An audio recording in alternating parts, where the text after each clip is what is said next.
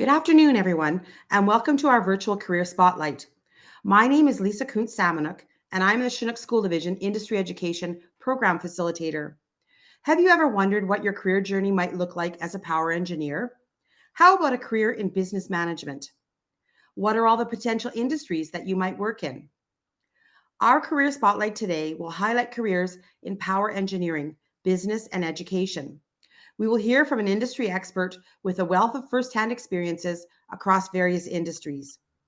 On behalf of Chinook School Division and the Regina and District Industry Education Council, I am pleased to be able to have Gareth Unsworth, Program Coordinator for the Trades Program and Instructor for both Power Engineering and the Business Program at Great Plains College. Gareth is here with us today to share about his own career journey over the years and the lessons he has learned along the way that have played a crucial part in shaping this journey. He will also share about his varied and diverse educational background, in addition to his varied work experience from power engineer to manager in the healthcare industry to his current role as program coordinator and instructor in post-secondary. Following his presentation, we will have a question and answer period. Feel free to share this video with others who may also be interested in a similar career. Please join me in welcoming Gareth Unsworth here with us today. Take it away, Gareth. Thank you, Lisa. I appreciate the introduction. I'm very excited to present today at the Career Spotlight presentation and talk to you a little bit about power engineering and my bachelor's in management and how I've journeyed to use both of these credentials along my career thus far. So a little bit about me. So again, my name is Gareth Unsworth, and currently I work at the Great Plains College in Swift Current, Saskatchewan. My current roles involve program coordinator of a few of the programs within our trades department. So we have the power engineering 4th class, power engineering 3rd class, electrician, production line welding, and welding certificate programs. As well, I also instruct within the business certificate program and both of the power engineer 4th and 3rd class programs. This long path that's got me to this level has all started with education. So I started off working towards my bachelor in management with a major in accounting. This all started in 2010 when I graduated high school and wasn't sure exactly where to go next. I did 2 years at the College of Medicine Hat to complete my business administration diploma. After I completed 2 years, I moved to Lethbridge and attended the University of Lethbridge to work towards my Bachelor of Management. Between the 3rd and 4th year of my Bachelor of Management, I worked at a large accounting firm, and during that time decided that accounting was not my love and my passion. During this time, I did a lot of self reflection and a lot of thinking about where I really saw my career path moving forward, and decided to sign up through correspondence for the power engineering 4th class program. So during my 4th and final year of my Bachelor of Management, I was working on both my management degree and my power engineering 4th class certificate through correspondence. Every day, Monday to Friday, I would go to university during the day, come home in the evening, work on my correspondence work, and every weekend I was driving from Lethbridge to Medicine Hat to accrue my steam time for my power engineering ticket. So 2014, I graduated with both my Bachelor of Management and my power engineering 4th class certificate at the same time.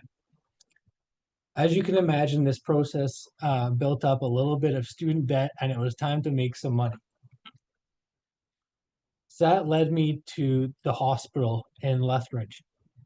And I started as a 4th class power engineer, and as a 4th class power engineer, and challenged my 3rd class power engineering exams. During my time working at the hospital, I also accrued my steam time so that by 2015, I was classified as a 3rd class power engineer. I worked 7 years at the Lethbridge Regional Hospital in the control room of the boiler plant, and in 2022 got promoted to lead hand position with the Facilities Maintenance and Engineering Department. This new role led me in charge of 42 various tradespeople. In 2024, in August, very recent here, I moved to Swift Current to move closer to family and started a position as program coordinator and instructor at the Great Plains College. I experienced a variety of duties throughout my career.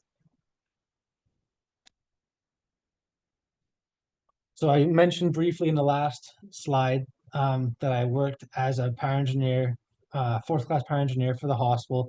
And during this time, I would complete rounds going around to all the various mechanical spaces within the hospital. The hospital had 200,000 square feet of mechanical space that I was responsible for.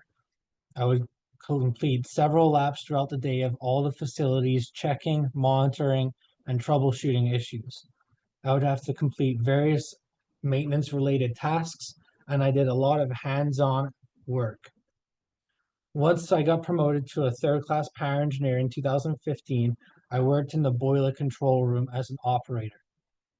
From this position, my main role was to monitor, control, troubleshoot the main boiler system and its auxiliary systems, working on the equipment hands-on in the boiler room and controlling systems from a centralized computer system. Once I received my promotion to lead hand and managing the team of 42 tradespeople I mentioned before, it was a mixture of third class power engineers, fourth class power engineers, electricians, millwrights, general maintenance workers, etc.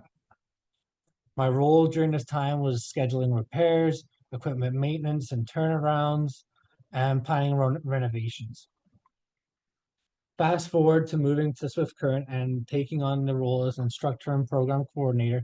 My job is now to educate students on materials based on the business, PE4, Power Engineering 4, and Power Engineering 3 programs.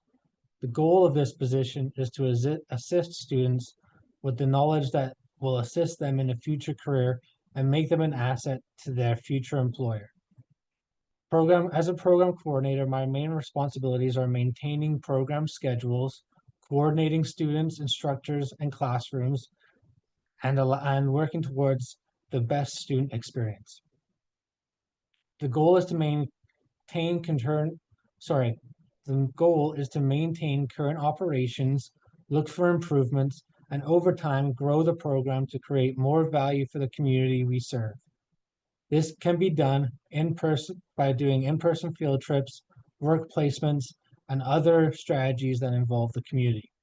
As you can see in my presentation, I have a figure there with several hats. So I like to see myself as someone who, throughout my daily duties, I wear a lot of different hats between the instructor and program coordinator role.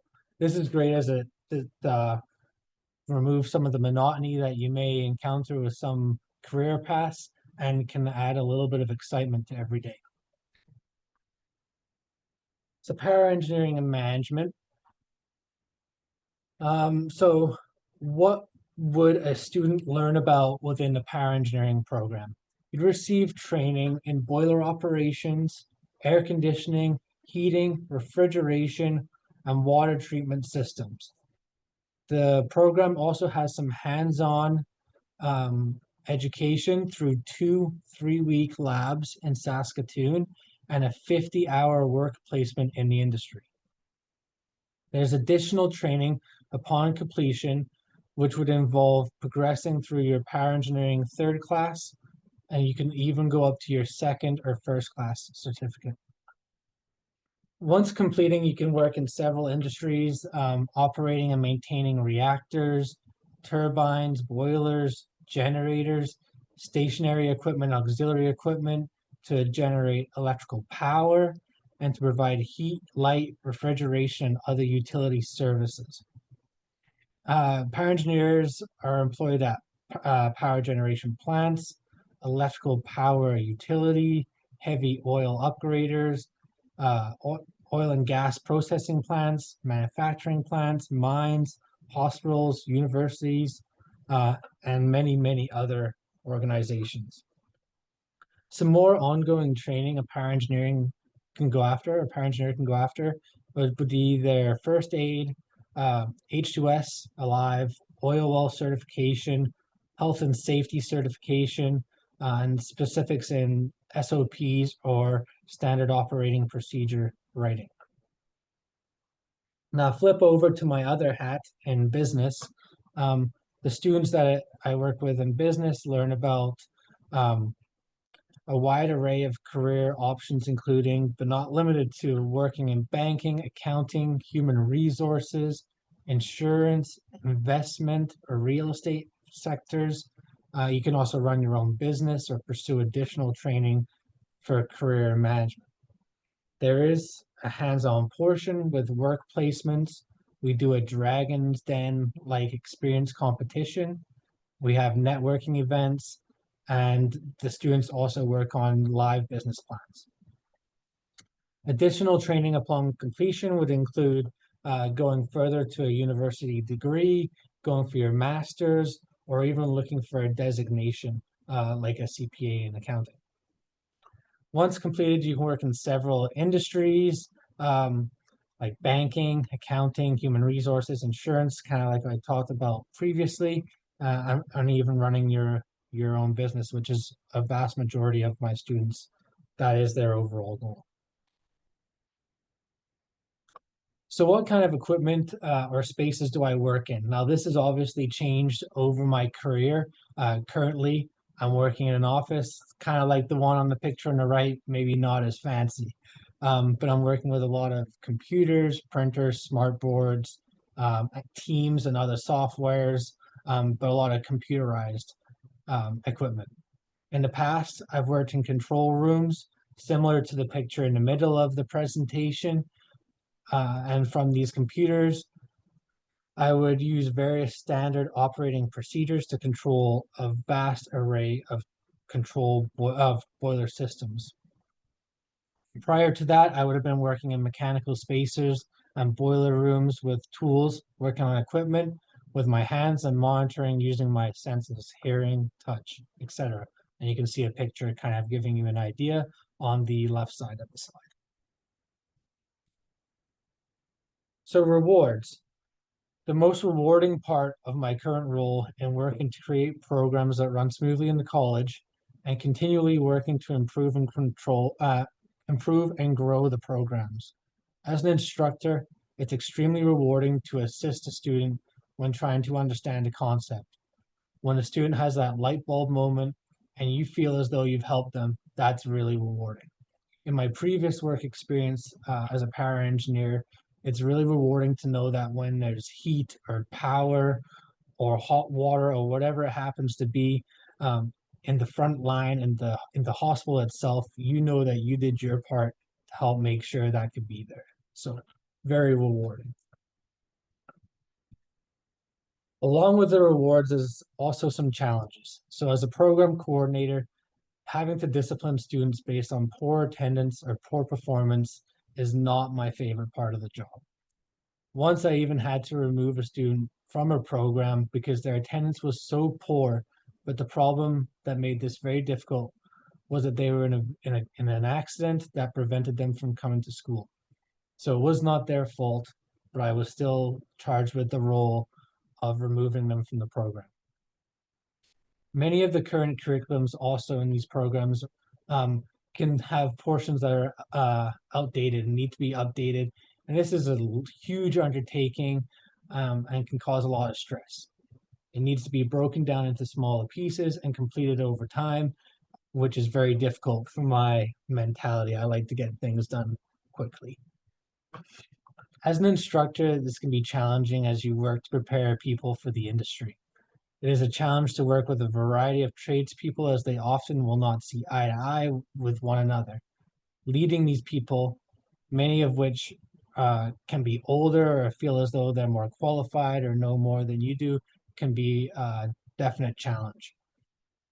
In previous jobs, working in boiler rooms and mechanical spaces, they can present some dangers, stressors, challenges, through hot or cold, sharp items, offensive smells, etc.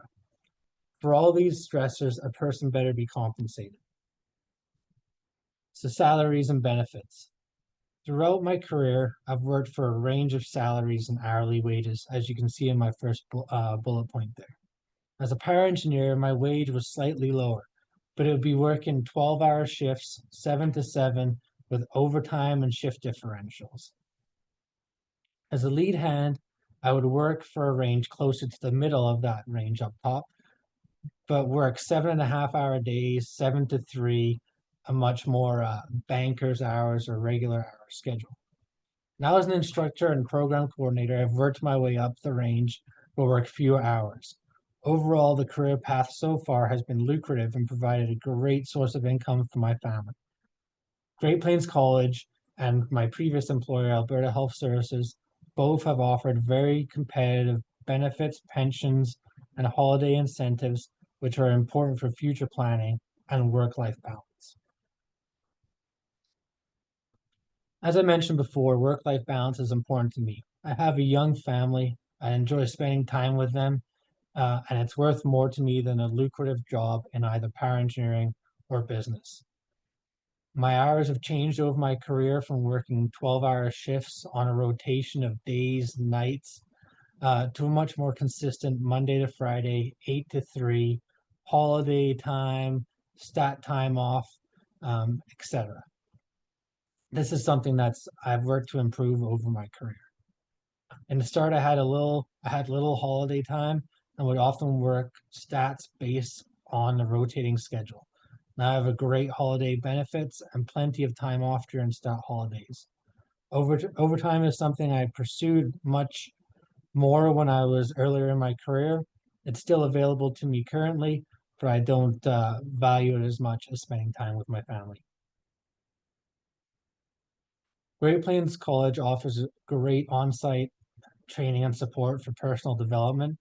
There's an application process and you submit an application for any PD you desire, and it is looked at and accepted whenever possible.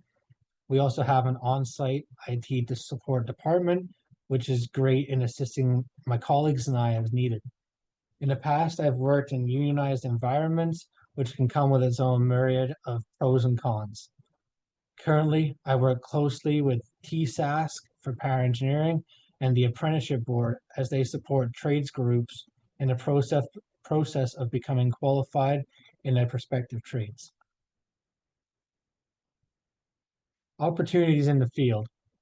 Both the business and trade workforce is aging. When managing trade groups at the hospital, the average age was in the low 50s.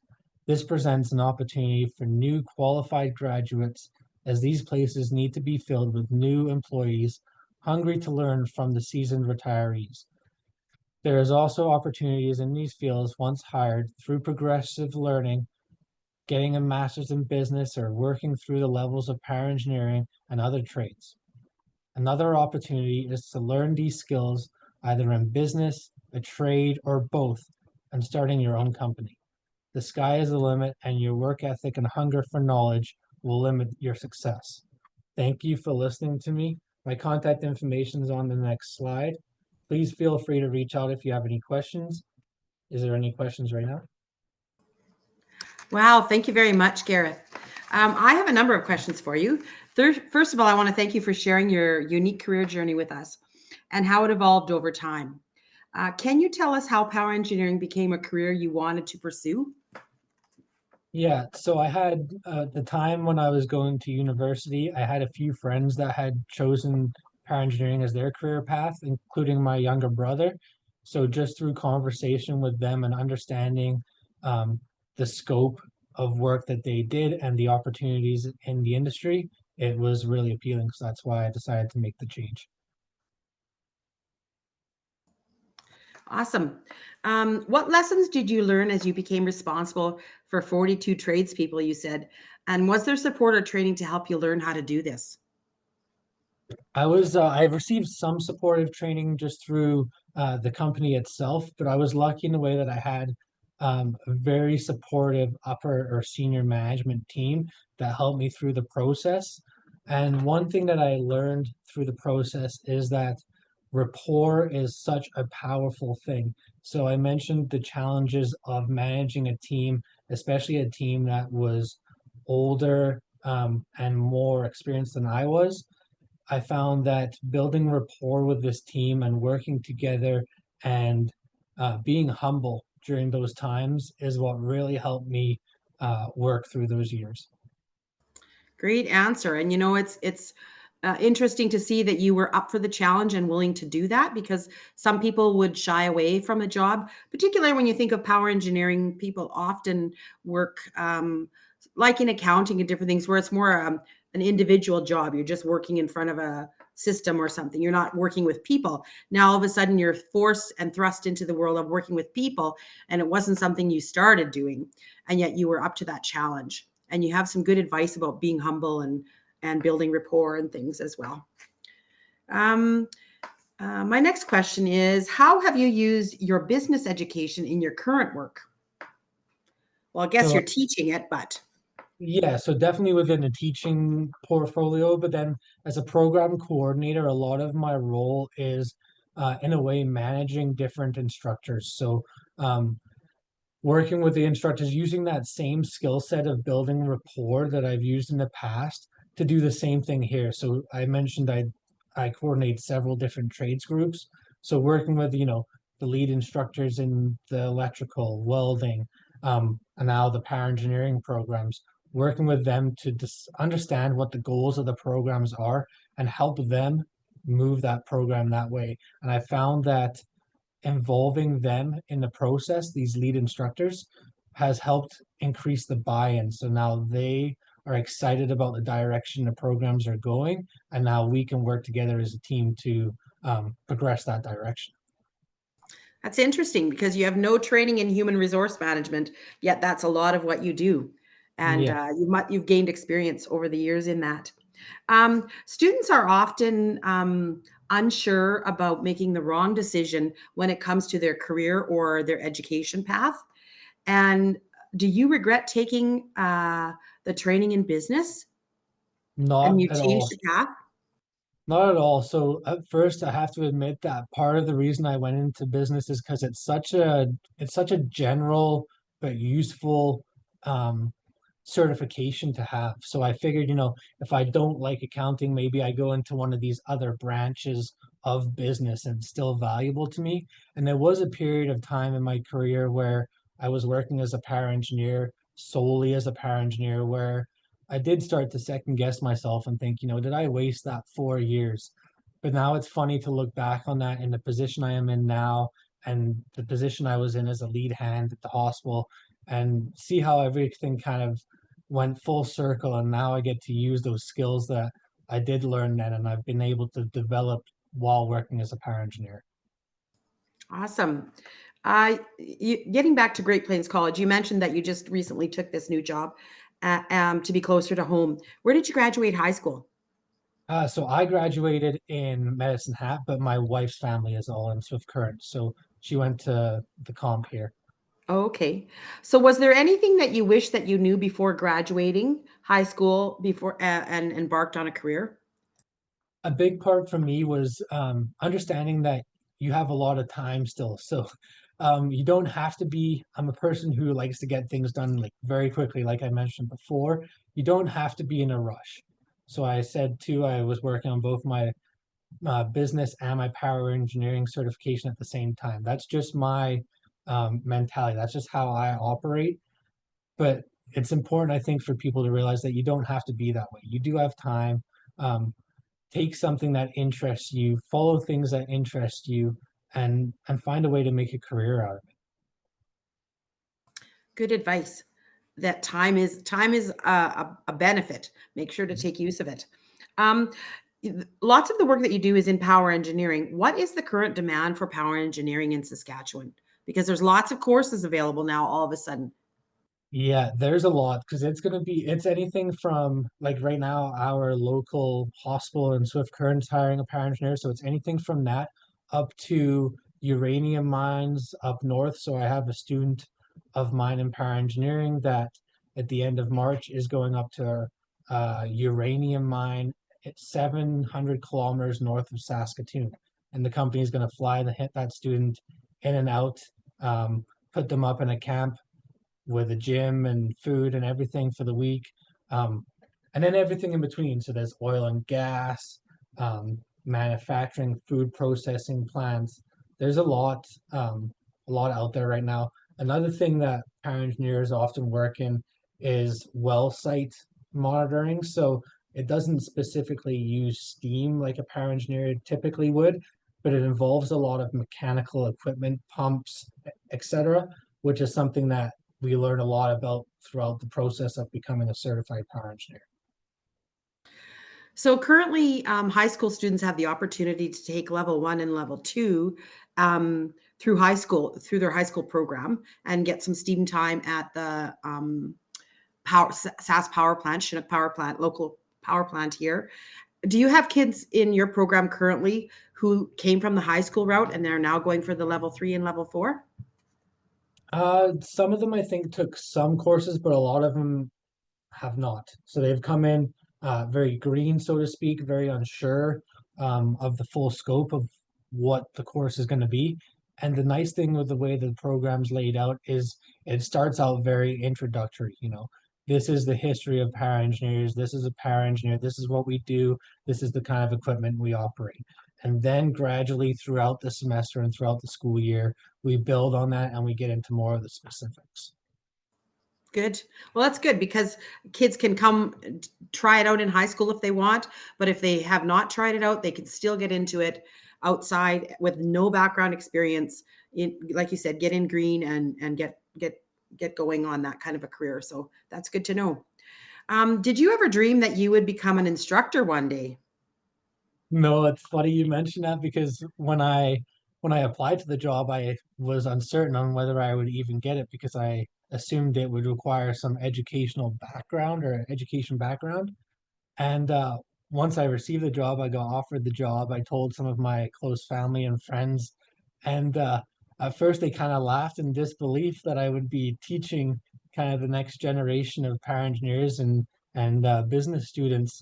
But then as we got talking, it was funny because I do have some experience while working at the hospital as a lead hand, where a big part of my role would have been educating, training, working with new employees, and basically onboarding those employees. And a lot of those same skill sets I learned in that process are what I employ today as an instructor. Awesome. So, how did you go about preparing yourself for this new role as an instructor? I've always been the type of person that's open to new challenges. So a big part of it was just being ready for the challenge and understanding, I think giving yourself the understanding that you're not going to be perfect at the beginning. So that first, few classes, you're very nervous in front of the students. Um, you might be standing there kind of reading from the book or from the presentation, but over time, as you get more comfortable with the students, the environment, the material, and what it is you're going to be doing, you become more comfortable and you kind of settle into the position. So just being patient. Yeah, good advice. And instructing adult learners is a whole different thing than instructing younger people as well. Um, Definitely. I want to thank you for sharing how work-life balance evolves over one's life and over one's career. It's a very important part of things, and it's certainly a key thing that students take into account as they decide what they'd like to take, as well as even the financial side of things. Like you've said, you've made over the gamut, and that's evolved in time for you where you personally stand in relation to work-life balance for you. So I thank you for sharing that with us. I don't have any more questions. I just wanted to say thanks again for sharing your career journey with us today. Students can see how you navigated opportunities that came your way, stuff you maybe hadn't thought about, but that just opportunities came your way that led you to your current role. Your commitment to ongoing learning is obvious by the various roles that you've embarked on over the years, and your commitment to learning and doing your best in those roles. So you're an ongoing learner, which is nice to see. Um, because you want to grow and do your best. So thanks again, Gareth, for sharing your work. And we hope that students will give you a shout. Yeah, I appreciate it. Thanks, Lisa, and thanks to anyone else listening.